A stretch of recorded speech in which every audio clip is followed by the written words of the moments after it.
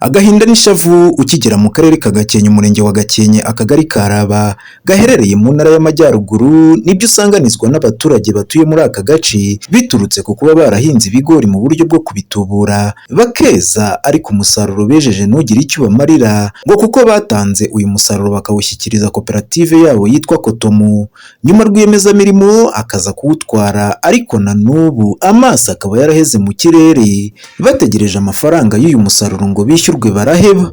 Baratwambuye baratubesha ngo bagiye kuzadukiza, ariko ntabwo kudukiza ntabwo baradukenesheje. Umuntu ahinga mu kwezi kwa cenda ibigori, abageze mu kwezi kwa cenda utarabona faranga, ubwo ngubwo uri umuhinzi wawe uri gutera imbere cyangwa waba bari kugukenesha. Turahinga twarangiza gusarura tugasarurira muri hangari, bakaza bakabipakira bakabijana ntibaduha amafaranga.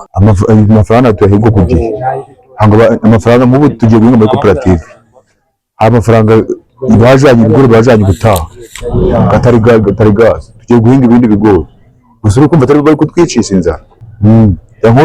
Ibyo gutaha barabijanye, tugiye kongera guhinga ibindi tutari twabona amafaranga. Barabijanye ibigori none kugeza n'ubwo amafaranga twarayahebye, tugiye guhinga ibindi batari bayatwishyura. Ibyo byo nta hari inkuru rwose, nubwo turi guhinga twijujuta kuko baza gushwara umusaruro wa mbere, tuba tugiye guhinga ubwa kabiri batari batwishyura. Ubu hatwe tugize ingaruka, umuntu uzi ko yamaze guhinga aba yitegeye ifaranga, none rero igihe bigereye tujya guhinga ibindi reka da ntayo, natwe twabona ashwi. Ni uko umuntu ahinge n'ibya mbere ntitwari twabona umusaruro amafaranga, nayo tugiye guhinga n'ibindi. Ni igihembwe cyashize nyine batari baduha, rero tugiye guhinga ibindi suzo kurisha n'umuntu ikintu ni umwaka gushira, aho tugiye kongera guhinga. Turahinga se ifumbire ririhe uko ngo umuturage yagira imbaraga, ntabwo wawubona abatwara yarangije guhomba. Se umuntu umuhaye umusaruro mu kwezi kwa kabiri, bikagira mu kwezi kwa munani nakenewe yakubwira ukarinda kurangira, ngo ntabwo ubundi yaguha bwo gakumaririye. Aba baturage bakomeza bavuga ko atari ubwa mbere batinda kwishyurwa n'abaza gutwara umusaruro w'ibigori baba bejeje, gusa kuri iyi nshuro bari bijejwe ko amafaranga yabo bazayahabwa ku gihe, aho kugeza ubu atari ko biri.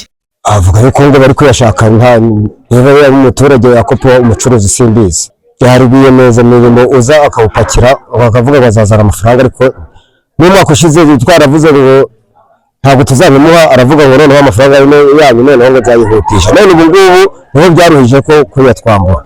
Ubukene, amadeni adashira kandi yiyongera ndetse n'izindi, ni zimwe mu ngaruka aba baturage bavuga ko zikomeje kubageraho biturutse kuri uku gutinda kwishyurwa amafaranga yabo. Ingaruka byaduteje ubukene, kuko umusaruro wacu iyo tuwujanye ntabwo tubibonera amafaranga ku gihe ngo twikeneze mu byo twari dushaka kugeraho. Nk'amafumbire abaye igihe tugiye kuguza ayo gukoresha amafaranga tukaja mu madeni, urumva rero umuntu ugiye mu madeni baba kumwe n'aho barayakubisha, uri guhomba ubitangaho n'inyungu. Urahinga ukishyura amafumbire, abenshi biyishyuye amafumbire abasaza ingizi utarabona amafaranga y'umusaruro wawe watanze, urumva ni ikibazo, batuma subijya ko bijana byose. Ibi byatugizeho ingaruka y'inzara.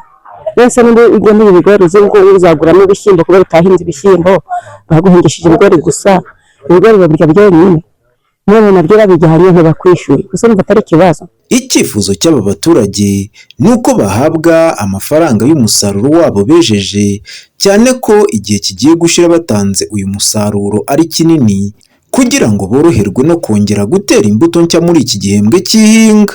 None se ko nabize byose bakabijana bakabishyira muri koperative bakabijana, ari icyo nasigaranye mbese wenda ajya ikindi ntasigaranye.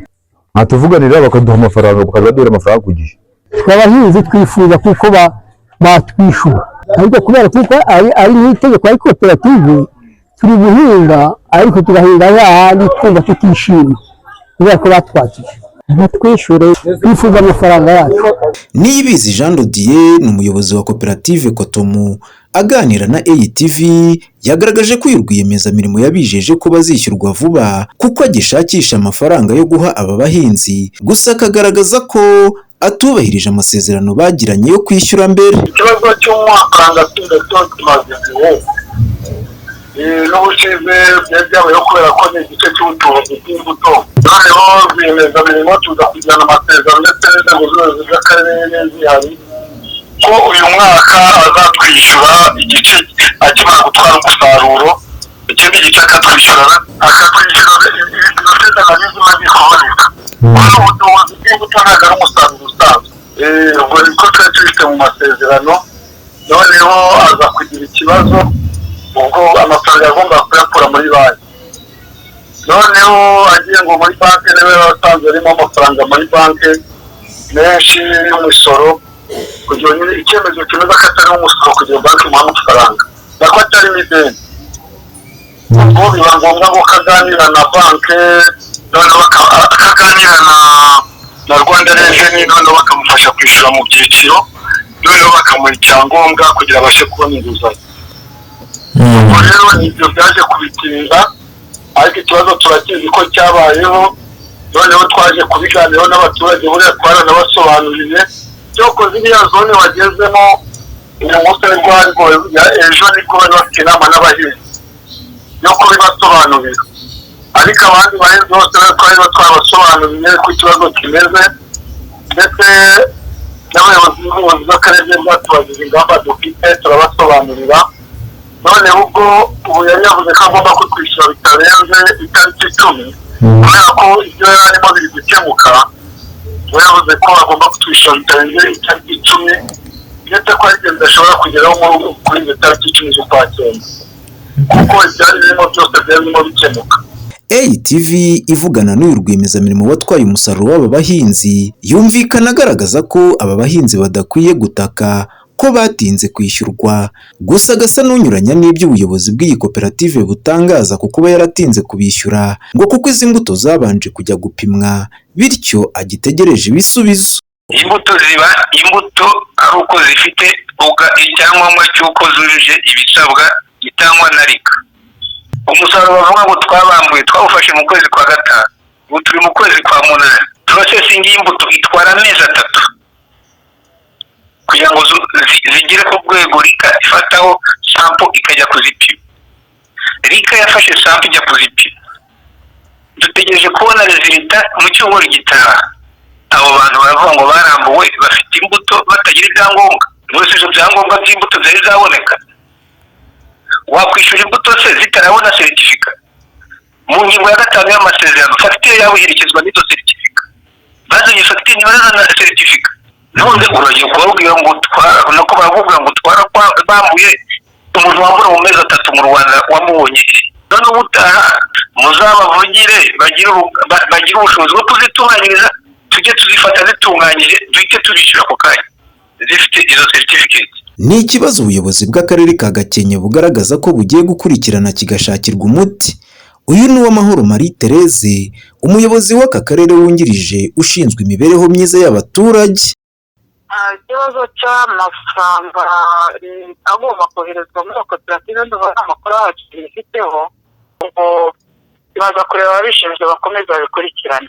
Umusaruro wose wasaruwe n'aba bahinzi b'ibigori muri aka kagari ka Raba ukaba ari uw'imbuto z'ibigori zari zatubuwe ku buso burenga hegitari 32. Ngendiruwi Patrick Muhirwa, ATV mu karere ka Gakenke.